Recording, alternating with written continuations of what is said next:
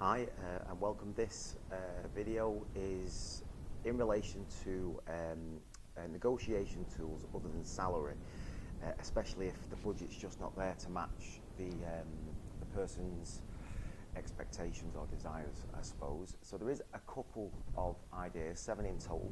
I'm going to run through them very quickly. Obviously, one of the blogs does cover this as well in a bit more detail, I suppose. Okay, when it comes to negotiating with candidates, obviously people tend to think that salary is the be-all and end-all. It's really not. You only find out this, I suppose, once you address it. Now, there's a couple of ideas, as I said, we've got 7. So, the first one is a signing-on bonus. And by this we mean, if someone is looking, for example, 10k difference than what you're looking to pay, maybe offer them 3 or 4, maybe even 5 grand to sign on with yourselves. It does really help. Put a clause in the contract that if they leave within a certain amount of time, have to pay a certain percentage back, so on and so on. So they don't just walk in for a month, get it and bugger off.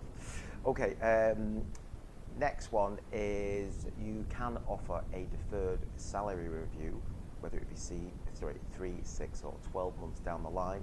This is another incentive for someone to come with you if they know they've got the potential to earn more money further down the line if they hit their milestones, I suppose. A lot of candidates as well, this is point 3, sorry, a lot of candidates want a better or would prefer better working hours, so more flexible working. So you can offer this when they come in. Now the candidate probably won't address this first of all, because they won't want to be seen as expecting too much from a company, I suppose, probably the polite way of saying it, or seeing that they're lazy or just trying to ask before they even started. So you can offer this, sometimes it can be a good trade-off against the lower salary. You could also put a huge emphasis on work-life balance working with you guys, because a lot of other companies nowadays can work people into the ground.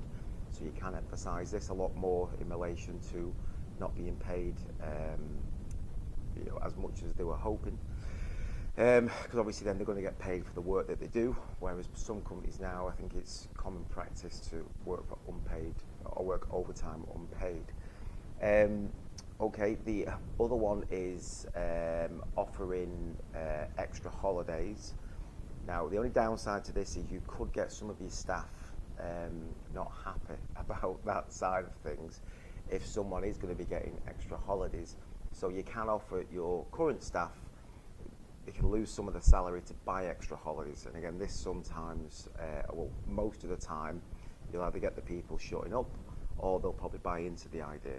Okay, so that's another good one for you. Point 6 is duvet days. Now these are days, I don't know if you've heard of these or not, but the days when you allow people maybe 2 or 3 times out the year, rather than ringing in sick or something like that, where if they just wake up and just can't get their head off the pillow, they can come in later that day. They can start at midday or 11 or something like that.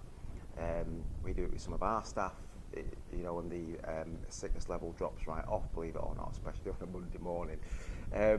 So yeah, offer duvet days, and again, it's another good incentive to get people in there. The other good one, and something that most companies do anyway, but not all companies, is offer an annual bonus. Again, it's similar to the sign-on bonus, but this one is they've worked for X amount of time before you have to give them the money. If the candidate or the employee is confident in his own ability to do well, this usually is a no-brainer.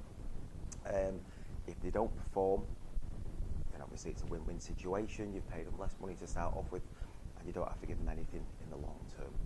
Anything else you want to know, just give us a ring. I'll be more than happy to help you. You take care.